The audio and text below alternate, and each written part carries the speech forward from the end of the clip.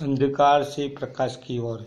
मित्रों, क्या आज के मनुष्य को हम विद्यावान कह सकते हैं, जो पैसे के लिए प्रेम को ठुकरा देते हैं?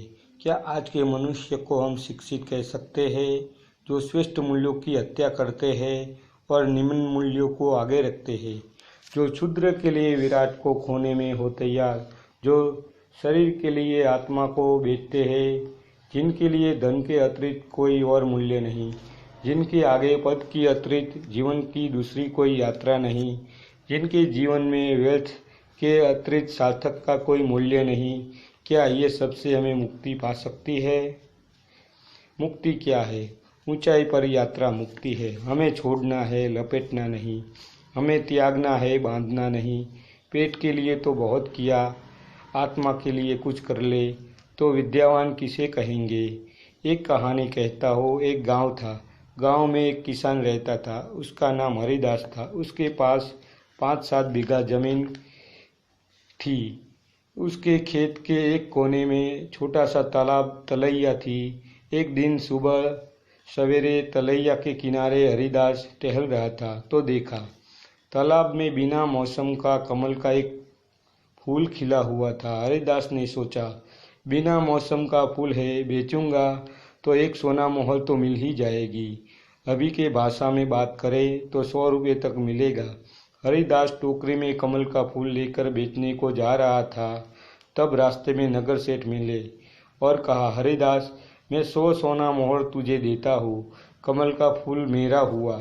सेठ की बातें अभी पूरी ही नहीं हुई थी और ये उसी देश के सेनापति घोड़ेसवारी करके आते हैं और कहते हैं, हरिदास, सेठ जो सोना मोहर देते हैं उससे 2 गुना सोना मोहर मैं दूंगा, कमल का फूल मेरा हुआ।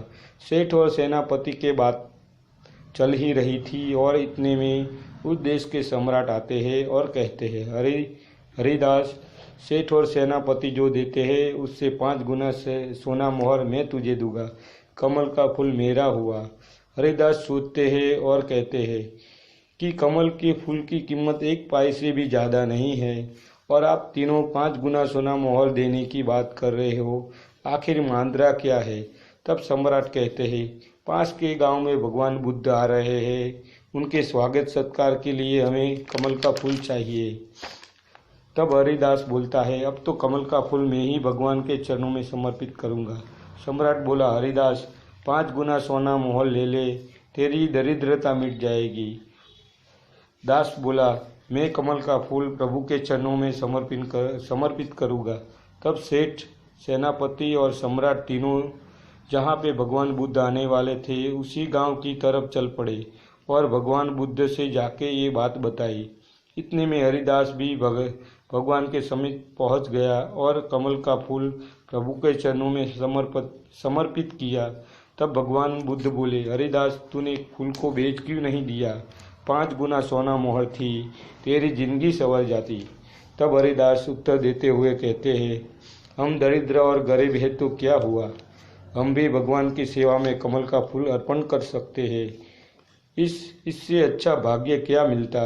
और कहा, प्रभु, सोना मोहर से बड़ा प्रेम है। हमारा ये सौभाग्य है कि प्रभु आपके चरणों की सेवा का हमें अवसर मिला। तब भगवान बुद्ध अपने शिष्यों से कहते हैं, हरिदास पढ़ा लिखा नहीं है लेकिन पठित है और विद्यावान है और वो शिक्षित है। तब एक शिष्य ने भगवान बुद्ध से पूछा, प्रभु, विद्या का आकार अर्थ क्या है? उत्तर देते हुए बुद्ध ने कहा, जिसे जीवन में श्रेष्ठ मूल्यों का ज्ञान हो फिर भी निम्न मूल्यों की खातिर श्रेष्ठ मूल्यों को समर्पित करता है, उसे विद्यावान कहते हैं। आज की स्कूल कॉलेज हमें डॉक्टर, इंजीनियर और वकील बनाती है। ये तो जीवन निर्वाह के संसाधन है। हमें इंसान कब बनने का है? आत्मा कल्याण की कोई सीमा नहीं। मित्रों, ये बात ऐसी है कि सबको ज्ञान नहीं होगा, वरना पूरी दुनिया में सब लोग साधु सन्यासी हो जाएंगे। हमें संसार त्यागना नहीं है, इस संसार में रहते हुए भक्ति से विद्या मुक्ति पाने का है। जय भोले। अंधकार से प्रकाश की ओर। मित्रों, क्या आज के मनुष्य को हम विद्यावान कह सकते हैं, जो पैसे के लिए प्रेम को ठुकरा देते हैं। क्या आज के मनुष्य को हम शिक्षित कह सकते हैं, जो श्रेष्ठ मूल्यों की हत्या करते हैं और निम्न मूल्यों को आगे रखते हैं, जो क्षुद्र के लिए विराट को खोने में हो तैयार, जो शरीर के लिए आत्मा को बेचते हैं।